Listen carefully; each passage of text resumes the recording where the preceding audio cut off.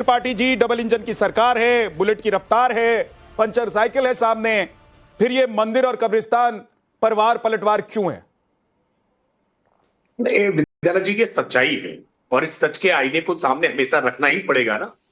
ये सच है कि कब्रिस्तान और शमशान के बीच में भेदभाव करने का काम समाजवादी पार्टी ने उत्तर प्रदेश में सत्ता रहते हुए किया। जब उत्तर प्रदेश में मुख्यमंत्री अखिलेश यादव जी थे तो वो न केवल जीवित लोगों में हिंदू मुसलमान देखा करते थे, बल्कि उनके लिए तो मृत लोगों में भी, कि मृत लोगों को कब्रिस्तान में बेहतर सहूलियतें मिले, कब्रिस्तानों की बाउंड्री वॉल बनाई जाए और शमशानों के लिए कोई पैसा ना जारी किया जाए। ये उत्तर प्रदेश की सच्चाई रही है और उत्तर प्रदेश की सच्चाई को अगर उत्तर प्रदेश के मुख्यमंत्री योगी आदित्यनाथ जी आज कह रहे हैं तो इनको बुरा क्यों लग रहा है? क्या ये सच नहीं है? ये आंकड़ों की जुबानी बता सकते हैं कि हर वर्ष कितना कब्रिस्तानों के लिए फंड अलॉट किया गया है। यानी जीते जी लोगों के साथ तो हिंदू मुसलमान करेंगे ही करेंगे, लेकिन मरने के बाद भी, व्यक्ति के अंतिम संस्कार के बाद भी उसमें हिंदू और मुसलमान के आधार पर तुष्टीकरण करने का काम करने वाले समाजवादी पार्टी का चाल, तो चेहरा, तुष्टीकरण कर रहे हैं ना आप भाई मुख्यमंत्री योगी आदित्यनाथ भी तो कह रहे हैं कि हमको मंदिर पसंद है इसलिए मंदिर के लिए पैसा देते हैं। देखिए, मंदिर से एक इकोनॉमी जनरेट होती है। इस टेम्पल इकोनॉमिक्स को शायद अखिलेश यादव जी समझ नहीं पाएंगे। ऑस्ट्रेलिया से पढ़कर के आए हैं कि कैसे काशी विश्वनाथ के कॉरिडोर बनने के बाद से आज पूरे काशी का कैसे कायाकल्प हुआ है, आज कैसे काशी में एक रिलीजियस टूरिज्म बढ़ा है। इसको शायद अखिलेश जी नहीं समझ पाएंगे कि कैसे अयोध्या का आज कायाकल्प केवल भगवान श्री राम के जन्मभूमि के मंदिर बनने से आज अयोध्या कैसे बदला है, कैसे कॉर्पोरेट्स के आज सारे बड़े बड़े होटल्स, इंडस्ट्रीज आज वहां पर पहुंच रही है, हॉस्पिटैलिटी की हर प्रकार की सुविधाएं वहां पहुंच रही है। कैसे आज नैमिषारण्य के विकास से, मां ललिता देवी के मंदिर के विकास से, नैमिषारण्य के कॉरिडोर के विकास से, कैसे पूरी सीतापुर और आसपास के अवध क्षेत्र की आज भौगोलिक क्षेत्र में कैसा एक अर्थशास्त्रीय बदलाव आया है। इन सारी बातों को आप मंदिर के साथ केवल अगर पूजा पाठ, अगरबत्ती जलाना या घी दीपक दिखाना केवल इतने तक समझ रहे हैं तो मुझे लगता है शायद आपने ठीक से समझा नहीं। भारत में भारत के मंदिर हमारी न केवल सांस्कृतिक चेतना के केंद्र बिंदु रहे हैं, बल्कि हमारी आर्थिक गतिविधियों के भी केंद्र बिंदु हमारे मंदिर रहे हैं और भारत ने इस भाव को पहचान लिया है और भारत के इस भाव में आज हमने उत्तरोत्तर प्रगति करने का काम किया है, जिससे आज सकारात्मक संदेश जा रहा है। ठीक है, अखिलेश कटियार जी, आप जवाब देना चाहते हैं राकेश त्रिपाठी को? एक सवाल मैं जोड़ देता हूं कि भाई एक ध्रुवीकरण की राजनीति, एक तुष्टीकरण की राजनीति आप लोग कर रहे थे और वो खुली आंखों से दिखाई दे रहा था। आज बीजेपी अगर दूसरी तरफ खड़े होकर कह रही है कि हमको ये पसंद है, हम ये कर रहे हैं, लेकिन विकास सबका साथ वो भी हम कर रहे हैं, डबल रफ्तार से उत्तर प्रदेश की इकोनॉमी को आगे बढ़ा रहे हैं, तो बात गलत है क्या?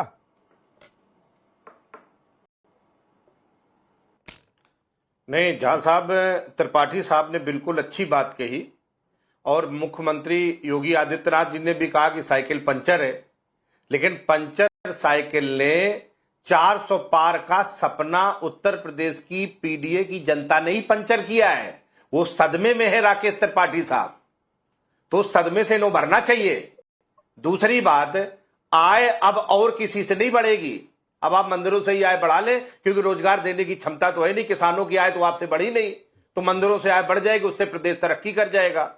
तीसरी बात, अपराध मुक्त की जो बात आपके मुख्यमंत्री जी ने किया है विद्यानाथ जी, तो मैं ये सोचता हूं कि कुलदीप सेंगर, ब्रजेश सिंह, धनंजय सिंह, उदयभान सिंह, अशोक सिंह, ब्रजभूषण सिंह, बादशाह सिंह, चुलबुल सिंह, ये तो समाज सेवक होंगे शायद त्रिपाठी जी की नजर में, और इनके घर में बुलडोजर चल रहे होंगे। इस पर भी जवाब देंगे ये।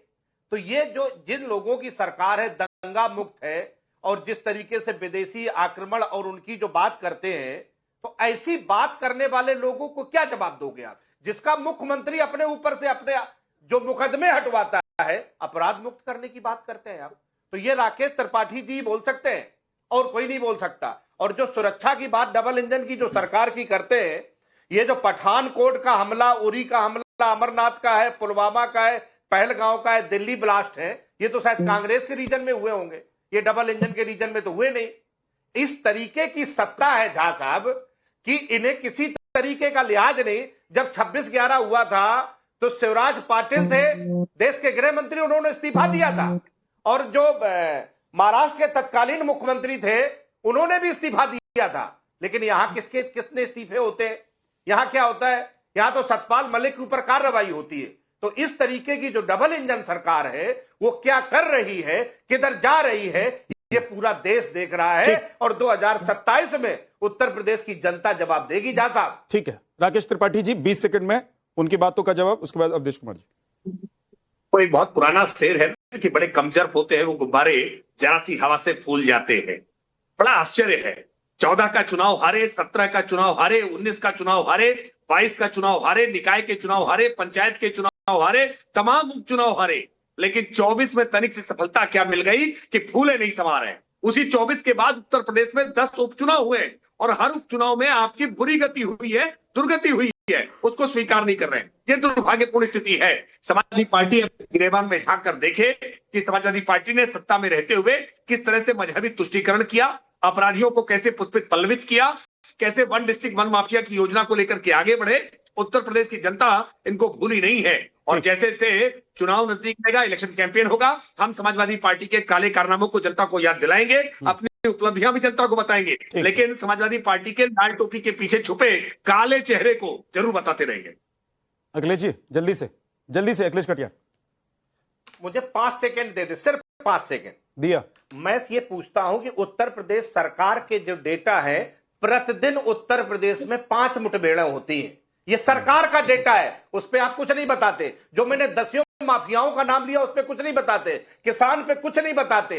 उत्तर प्रदेश में आप इनके करके पूछिए, आपके हर एक बात का जवाब देंगे। आपके हर एक बात का जवाब देंगे।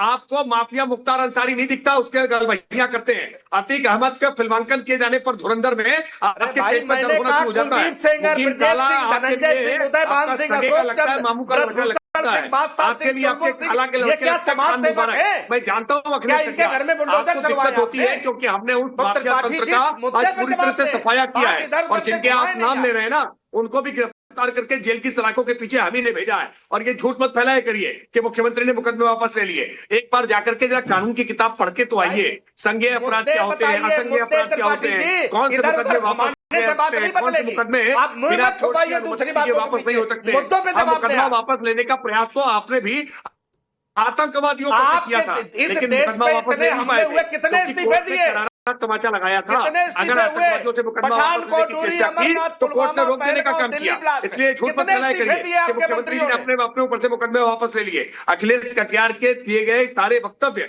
झूठे हैं, दावे आपके सारे किताबी हैं, आप फर्जी बकवास कर रहे हैं। ठीक, एक सेकंड। आप लोग एक पक्ष में हैं, एक सरकार में है और दूसरा विपक्ष में बैठे हुए दोनों प्रवक्ता। एक सेकंड अखिलेश जी रुक जाइए। अवधेश जी, क्या उत्तर प्रदेश माफिया मुक्त हो गया है? क्या उत्तर प्रदेश की सरकार डबल इंजन की सरकार बुलेट की रफ्तार से दौड़ रही है? क्या उत्तर प्रदेश 2017 तक जैसा था आज भी वैसा है या वहां से बहुत आगे निकल गया है? ये तमाम जो हम देख रहे हैं बवंडर 2027 में विधानसभा के चुनाव हैं, उससे पहले 26 में यह बवंडर आया हुआ है। इसकी सच्चाई क्या है और जो योगी आदित्यनाथ कह रहे हैं क्या वो गलत कह रहे हैं?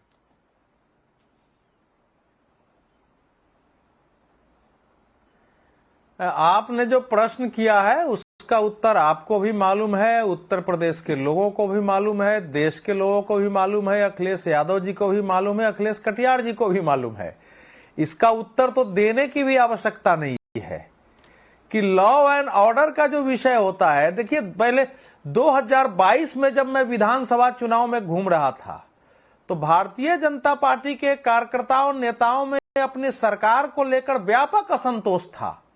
कोई मन से काम करने के लिए तैयार नहीं था, लेकिन आम लोगों के अंदर भी और इनके अंदर भी एक ही भय था कि अगर समाजवादी पार्टी की सरकार वापस आ गई तो फिर माफियाओं को, गुंडों का, अपराधियों का राज हो जाएगा। इसलिए उस सरकार को हमको आने नहीं देना है। कम से कम इस सरकार ने उस मामले में लॉ एंड ऑर्डर को पटरी पर लाया है। और 2022 की जो भारतीय जनता पार्टी की जीत थी उसमें कोई एक सबसे बड़ा कारण था तो अखिलेश यादव जी की सरकार के तुलना में योगी आदित्यनाथ जी की सरकार में अपराध नियंत्रण, माफियाओं पर नियंत्रण, भू माफियाओं पर कब्जा और मतलब आम आदमी को निर्भय बनाना। मैं एक उदाहरण दे रहा हूं। मैं उस चुनाव में यही सटे हुए वैशाली में घूम रहा था। एक सब्जी वाले से मैंने पूछा किसको वोट दोगे, तो उसने कहा कि देखिए योगी जी के कार्यकाल में हमारा कोई बहुत नहीं कि कायाकल्प हो गया है, लेकिन अब 5,000 रुपया ले लेकर के हम रात में आराम से घर लौट सकते हैं।